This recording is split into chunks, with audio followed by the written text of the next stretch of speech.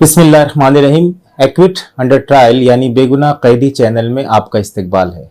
आज हम केरला हाईकोर्ट के एक हालिया फैसले पर बात करेंगे जिसमें वजीर आला के काफिले को काली झंडियां दिखाने की वजह से पुलिस ने 3 लोगों पर क्रिमिनल केस दर्ज किया है।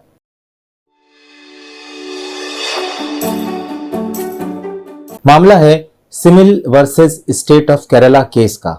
इस केस के 3 मुलजिमीन ने एक मामले में जिसको वो गलत समझते थे काली झंडियां दिखाकर एहतजाज किया। इस एहतजाज की वजह से परवर पुलिस स्टेशन एर्नाकुलम केरला में उनके खिलाफ क्रिमिनल केस बनाया गया। सेक्शन 283, 188, 534 आईपीसी के तहत केस बनने के बाद इन मुलजिमीन ने केरला हाईकोर्ट में एक अर्जी दाखिल की और अदालत से गुजारिश की कि उन पर बनाया गया केस गलत है, लिहाजा इस पूरे केस को खारिज कर दिया जाए। पुलिस की कहानी यह है कि 9 अप्रैल 2017 को केरला हाईकोर्ट के हुक्म के बरखिलाफ उन्होंने वजीर आला के काफिले के सामने काली झंडियां दिखाकर एहतजाज किया। जब पुलिस ने उन्हें काफिले के करीब जाने से रोका तो उन्होंने कुव्वत लगाकर पुलिस को धक्का दिया, क्रिमिनल फोर्स का इस्तेमाल किया। दिफाई वकील का कहना है कि किसी को बदनाम करने के लिए एहतजाज नहीं हुआ है। मुलजिमीन ने पुलिस के साथ किसी फोर्स का इस्तेमाल भी नहीं किया, इसलिए एफआईआर खत्म की जानी चाहिए। पुलिस के वकील का कहना है कि उन्होंने जो कुछ किया वो ट्रायल कोर्ट में ही साबित होगा, इसलिए एफआईआर को खत्म ना करें और ये कि इस अदालत को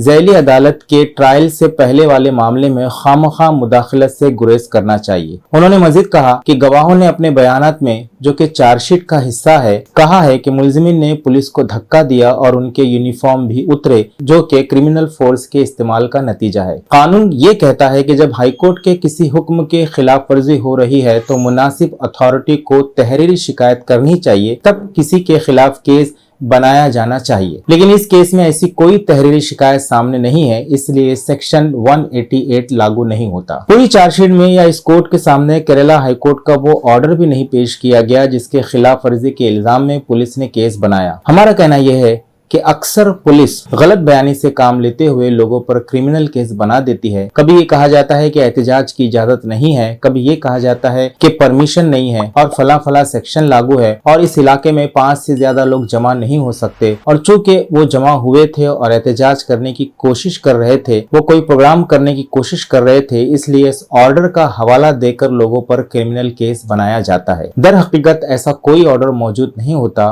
पुलिस ख्याली ऑर्डर बनाकर केस बनाती है। ये बात दुरुस्त है कि आगे चलकर वो केस छूट जाता है, जैसा कि आप इस केस में सुन रहे हैं। लेकिन जितने दिन वो केस रहता है, एफआईआर होती है, मामला अदालतों में चलता है, सालों साल इस झूठे केस के नतीजे में लोग परेशान होते हैं और अवाम एहतजाज करने से डरती है। पुलिस का मकसद भी होता है कि वो किसी को भी एहतजाज ना करने दे और अपने सियासी आकाओं के इशारों पर लोगों को गुलाम बनाकर रखे। पूरी चार्जशीट में या इस कोर्ट के सामने केरला हाई कोर्ट का प्रोहिबिटरी ऑर्डर नहीं है। बदनामी का केस भी उस वक्त बनाया जा सकता है जब बदनाम होने वाला शख्स तहरीरी शिकायत दे। महज पुलिस की शिकायत पर केस नहीं बनता। इस केस में ये कहा गया है कि चीफ मिनिस्टर को बदनाम किया गया, मगर चीफ मिनिस्टर ने ऐसी कोई शिकायत पुलिस को नहीं दी। इस मामले में सुप्रीम कोर्ट का वाज़ेह फैसला मौजूद है जो सुब्रमण्यम स्वामी वर्सेस यूनियन ऑफ इंडिया 2016 का है। महज किसी को काले झंडे दिखाने से उसकी बदनामी नहीं होती और न ही ये गैर कानूनी फेल है। काले झंडे दिखाना